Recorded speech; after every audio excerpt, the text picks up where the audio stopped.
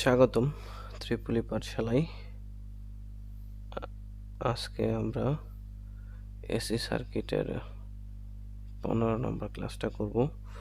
আমাদের টপিক হচ্ছে সিরিজ রেজোন্যান্সের দ্বিতীয় ক্লাস হবে আমাদের। হ্যাঁ, তো সিরিজ রেজোন্যান্সের ম্যাথ করতেছিলাম আর কি আমরা। তো আমরা কিছু ম্যাথ করব আরো। দেখেন, এই ম্যাথটা আমরা ফার্স্ট অফ অল করার চেষ্টা করব। প্রশ্নটা দেখি কি আছে প্রশ্ন। আরএলসি সিরিজ সার্কিটের রেজোন্যান্স ফ্রিকোয়েন্সি দেওয়া আছে, তারপর রেজিস্ট্যান্স দেওয়া আছে এবং ইন্ডাকটিভ রিঅ্যাক্ট্যান্সটা দেওয়া আছে। তাহলে আমাদের কাছে চাইছে ব্যান্ডউইথটা বের করা লাগবে, কাট অফ ফ্রিকোয়েন্সি বের করা লাগবে। এই দুইটা জিনিস আমাদের কাছে বের চাইছে আর কি। এই দুইটা জিনিস আমরা বের করব। আচ্ছা, আমরা সলিউশন শুরু করি।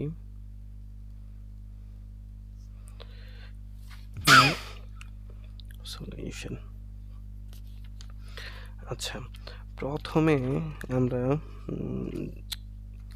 কি কি দেওয়া আছে এগুলো একটু লেখার চেষ্টা করি। হ্যাঁ, গিভেন আমাদের একটা রেজোন্যান্স ফ্রিকোয়েন্সি দেওয়া আছে। রেজোন্যান্স ফ্রিকোয়েন্সি কত দেওয়া আছে? 12,000 হার্টজ। 12,000 হার্টজ দেওয়া আছে। তারপর কি দেওয়া আছে? রেজিস্ট্যান্স দেওয়া আছে কত? 5 ওহম। তারপর ইন্ডাকটিভ রিঅ্যাক্ট্যান্স এক্স এল দেওয়া আছে 300 ওহম। ঠিক আছে, এখন আমাদের কাছে যে বিষয়গুলো চাইছে, প্রথমে আমাদের ব্যান্ডউইথ বের করতে হবে। তো ব্যান্ডউইথ বের করার জন্য আমাদের কোয়ালিটি ফ্যাক্টরটা বের করে নেওয়া লাগবে। ঠিক আছে, তো কোয়ালিটি ফ্যাক্টরের অনেকগুলা সূত্র আছে আমরা জানি। ঠিক আছে, বলতে তিনটা সূত্র আছে। তিনটা সূত্র কি কি বলেন তো? এক্স এল বাই আর, আরেকটা কি সূত্র আছে?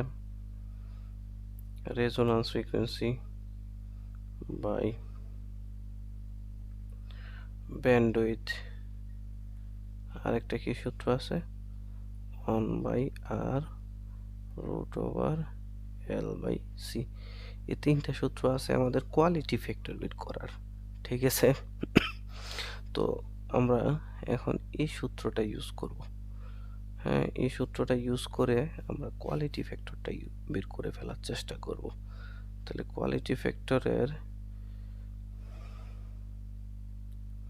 আচ্ছা, কোয়ালিটি ফ্যাক্টর এর ইন্ডাকটিভ রিঅ্যাক্ট্যান্স কিন্তু দেওয়া আছে কত? 300 দেওয়া আছে এবং রেজিস্ট্যান্স দেওয়া আছে 5 ওহম। তাহলে আমরা কোয়ালিটি ফ্যাক্টরটা পেয়ে গেলাম কত? 60। ঠিক আছে, এখন আমরা ব্যান্ডউইথটা বের করে ফেলি। ব্যান্ডউইথ, তো এইখানে দেখেন, আমরা এইখানে একটু দেখেন কোয়ালিটি ফ্যাক্টর সমান কি? Resonance frequency by bandwidth. তাহলে ব্যান্ডউইথ সমান কি হবে? কোয়ালিটি ফ্যাক্টরটা নিচে চলে আসবে এই সূত্রের মধ্যে আর কি, এই যে এই সূত্রের মধ্যে আর কি। ঠিক আছে, তাহলে ব্যান্ডউইথ সমান হবে রেজোন্যান্স ফ্রিকোয়েন্সি বাই হচ্ছে কিউ ফ্যাক্টর। তাহলে রেজোন্যান্স ফ্রিকোয়েন্সি আমরা তো আগে যা প্রশ্নের মধ্যে দেওয়া আছে কিন্তু কত? 12,000 হার্টজ। তাহলে 12,000 ভাগ হচ্ছে কোয়ালিটি ফ্যাক্টর, মাত্র আমরা বের করলাম কত? 60। এখন হচ্ছে আমাদের ক্যালকুলেশনের পালা। ক্যালকুলেশন করলে আমরা কত পাই? 200 হার্টজ পাই। ঠিক আছে, এটা আমাদের একটা আনসার হয়ে গেল।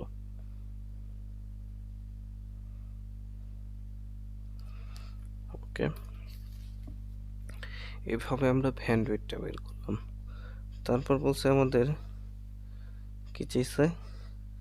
Cut off frequency. তো কাট অফ ফ্রিকোয়েন্সি আমাদের কয়টা হয়? 2টা হয়। ঠিক আছে, এই সূত্রগুলো কিন্তু আমরা দেখছি আগে যদিও। আচ্ছা, আমরা এখানে একটা বর্ডার নিয়ে নিব, তবে সুন্দর হয় বিষয়টা। আচ্ছা, এখন আমরা আপার কাট অফ ফ্রিকোয়েন্সি এবং লোয়ার কাট অফ ফ্রিকোয়েন্সি বের করব। তো আমরা lower cut off frequency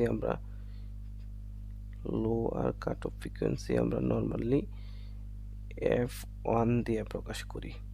F1 সমান হচ্ছে রেজোন্যান্স ফ্রিকোয়েন্সি। রেজোন্যান্স ফ্রিকোয়েন্সির সাথে আমরা ব্যান্ডউইথ যে পাবো না, পাইলাম না এখানে, এই ব্যান্ডউইথরে 2 ভাগ করে যোগ করে দেব। সরি, যোগ করব না, বিয়োগ করব।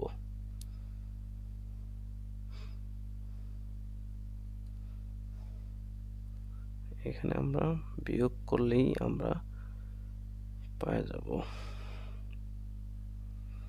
হচ্ছে lower cut off frequency.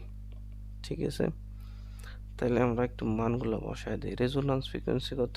12,000 minus হচ্ছে ব্যান্ডউইথ এখানে কত পাইছি? 200 ভাগ 2। এখন যদি ক্যালকুলেশন করা হয় তাহলে পাই 11,900 হার্জ। তাহলে এটা কিন্তু আমাদের একটা আনসার হয়ে গেল। ঠিক আছে, এবং F2 কি? আপার কাট অফ ফ্রিকোয়েন্সি। আপার কাট অফ ফ্রিকোয়েন্সির ক্ষেত্রে রেজোন্যান্স ফ্রিকোয়েন্সির সাথে আমাদের যে ব্যান্ডউইথ আছে ওইটার অর্ধেক যোগ করতে হবে। ঠিক আছে, তো রেজোন্যান্স ফ্রিকোয়েন্সি কত?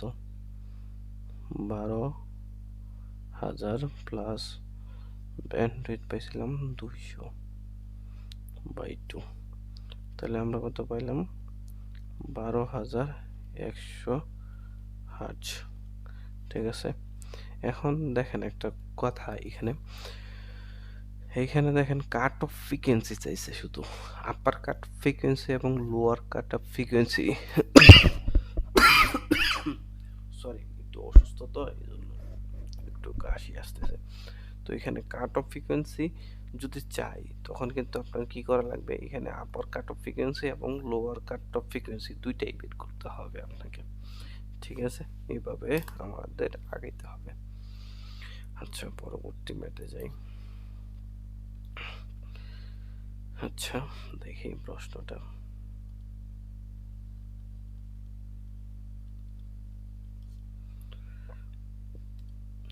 আরএলসি সিরিজ রেজোন্যান্স সার্কিটের রেজোন্যান্স ফ্রিকোয়েন্সি দেওয়া আছে 2800, ব্যান্ডউইথ দেওয়া আছে 200, ক্যাপাসিট্যান্স দেওয়া আছে 100 ন্যানো ফ্রিকোয়েন্সি এবং ম্যাক্সিমাম কারেন্ট দেওয়া আছে 200 মিলি অ্যাম্পিয়ার হলে আর এল অর অ্যাপ্লাইড ভোল্টেজ বের করা লাগবে। তাহলে আর বের করা লাগবে, এল বের করা লাগবে এবং অ্যাপ্লাইড ভোল্টেজটা আমাদের বের করা লাগবে। ঠিক আছে, তাহলে আমাদের কি কি দেওয়া আছে ওইগুলো একটু দেখি। আমাদের কিন্তু অনেক কিছু দেওয়া আছে গিভেন। কি কি দেওয়া আছে? রেজোন্যান্স ফ্রিকোয়েন্সি, ব্যান্ডউইথ এবং ক্যাপাসিট্যান্স এবং ম্যাক্সিমাম কারেন্ট যেগুলো দেওয়া আছে ওইগুলো আমরা একটু লেখার চেষ্টা করছি। হ্যাঁ, দেন আমরা কি করার চেষ্টা করছি? রেজোন্যান্স ফ্রিকোয়েন্সি দেখেন, আমাদের তো রেজোন্যান্স ফ্রিকোয়েন্সি আচ্ছা, আমরা প্রথমে কোয়ালিটি ফ্যাক্টরটা বের করে নিই, তাহলে আমাদের জন্য সুবিধা হবে। তাহলে কোয়ালিটি ফ্যাক্টর কিউ সমান কি জানি? আমরা কয়েকটা সূত্র জানি। এর মধ্যে আমাদের যেহেতু রেজোন্যান্স ফ্রিকোয়েন্সি এবং ব্যান্ডউইথ দেওয়া আছে, এই জন্য রেজোন্যান্স ফ্রিকোয়েন্সি এবং ব্যান্ডউইথ দিয়া যে সূত্রটা আছে ওইটা ইউজ করার চেষ্টা করব। তাহলে রেজোন্যান্স ফ্রিকোয়েন্সি বাই ব্যান্ডউইথ, এই সূত্রটা ইউজ করছি কারণ রেজোন্যান্স ফ্রিকোয়েন্সি এবং ব্যান্ডউইথ দুইটাই আমাদের দেওয়া আছে। এই জন্য রেজোন্যান্স ফ্রিকোয়েন্সি কত দেওয়া আছে আমাদের? 2800 এবং ব্যান্ডউইথ কত দেওয়া আছে? 200। তাহলে এখন যদি আমরা ক্যালকুলেশন করি তাহলে পাবো 14। এটা হচ্ছে আমাদের কিউ ফ্যাক্টর। হ্যাঁ, তারপর রেজোন্যান্স ফ্রিকোয়েন্সি একটা যে সূত্র আছে ওইখান থেকে আমরা কিন্তু একটা জিনিস বের করতে পারি। আচ্ছা, আমরা আগাইলে বুঝতে পারবেন।